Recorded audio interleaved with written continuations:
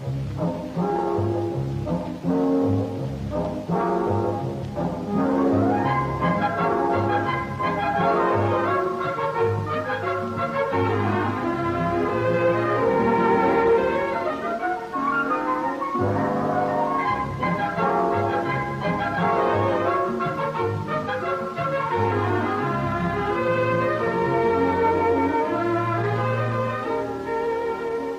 Lieutenant Williams, a police officer attached to the Juvenile Division.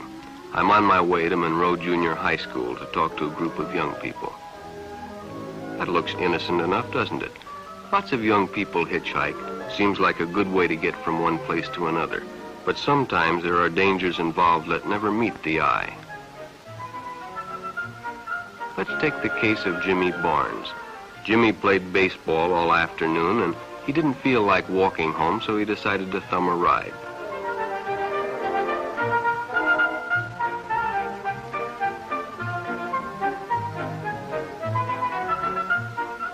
He'd done it 100 times before, and he didn't think anything was unusual when the driver struck up a friendly conversation.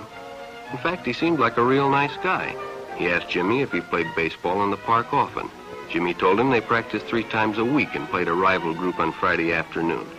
The stranger was a good listener, too, and it only seemed minutes before they pulled up in front of Jimmy's house.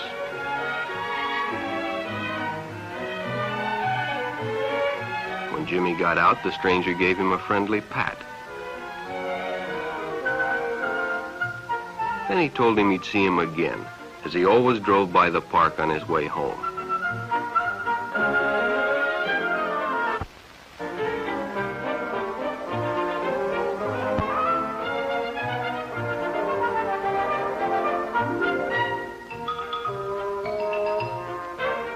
Sure enough, the following day, when finished playing ball, well, the man was there waiting.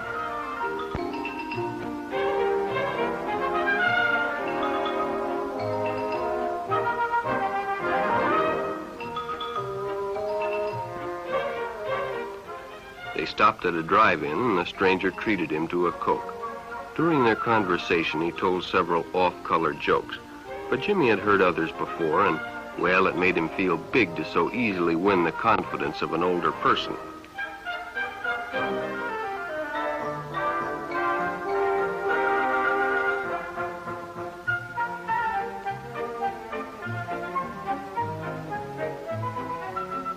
The following Saturday, they went fishing together. By now, they were using first names. Ralph said it was more friendly.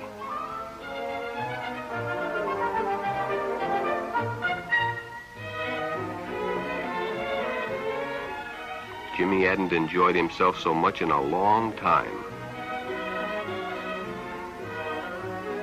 Then during lunch, Ralph showed him some pornographic pictures. Jimmy knew he shouldn't be interested, but, well, he was curious. What Jimmy didn't know was that Ralph was sick, a sickness that was not visible like smallpox, but no less dangerous and contagious, a sickness of the mind. You see, Ralph was a homosexual, a person who demands an intimate relationship with members of their own sex. But by now, Jimmy felt a fondness for Ralph, and they continued to go places together. Ralph was generous and took Jimmy many interesting places and did many nice things for him. He bought presents and even gave him money, but payments were expected in return. You see, Jimmy hadn't recognized Ralph's approach soon enough. When Ralph first asked Jimmy to go fishing alone, he should have discussed it with his parents or teacher. Finally, Jimmy told his parents, and they reported it to the juvenile authorities. Ralph was arrested, and Jimmy was released on probation in the custody of his parents. But all homosexuals are not passive. Some resort to violence, as in the case of Mike Merrick.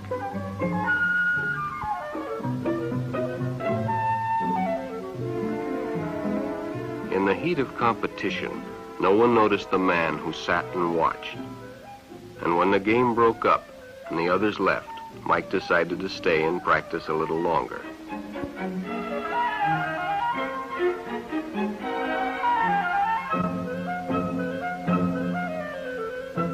the stranger joined him. He was friendly and, well, it was better than playing alone. But after a few shots, Mike realized he had already overstayed his time and suggested he better leave. The stranger told him if he'd like to stay longer, he'd be glad to drive him home when they finished. Sounded great to Mike. Chance to play longer and get a ride home, too.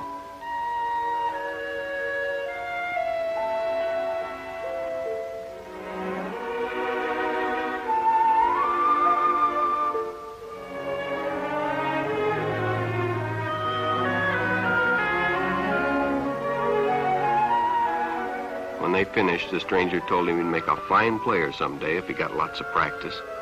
The companionship, the praise, the friendly attitude dispelled any misgivings Mike might have had about going with a stranger.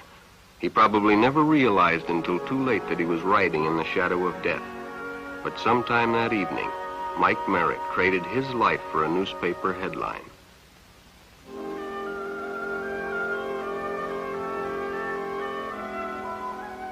As Denny and Jerry got the papers ready for Jerry's afternoon delivery, they only casually noticed the two boys that raced by in the afternoon traffic, and they didn't pay much attention to the car that drew up shortly afterwards until the man called them over.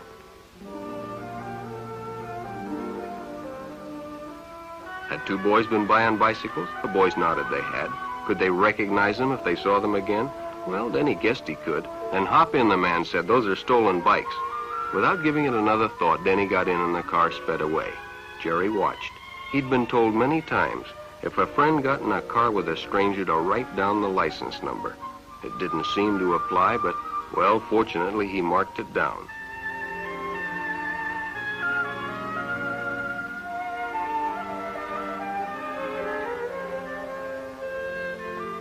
When he delivered a paper to Denny's house, he asked his mother if they'd caught the boys that had stolen the bicycles.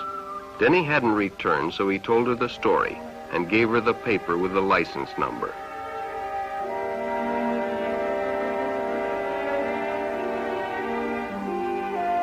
Being a careful parent, she decided to call the police. Jerry supplied the necessary information, and the stranger's car was quickly spotted.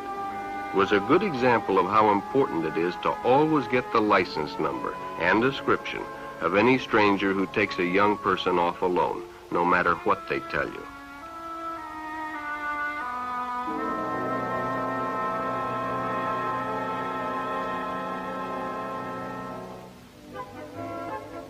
Public restrooms can often be a hangout for the homosexual. Bobby and his friends hadn't noticed the man who had been in the restroom when they changed, and as it was late, he suggested they take the shortcut under the pier, but the others preferred to take the more traveled way home.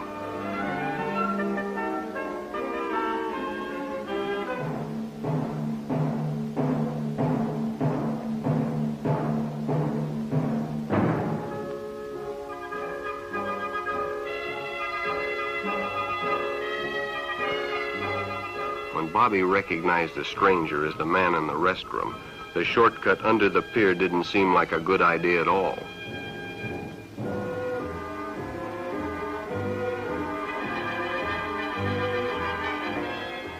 After all, it's more fun to stay with your friends anyway. Bobby had made a wise decision. It may have saved his life. The decision is always yours, and your whole future may depend on making the right one. So no matter where you meet a stranger, be careful if they are too friendly, if they try to win your confidence too quickly, and if they become overly personal. One never knows when the homosexual is about. He may appear normal, and it may be too late when you discover he is mentally ill. So keep with your group, and don't go off alone with strangers unless you have the permission of your parent or teacher.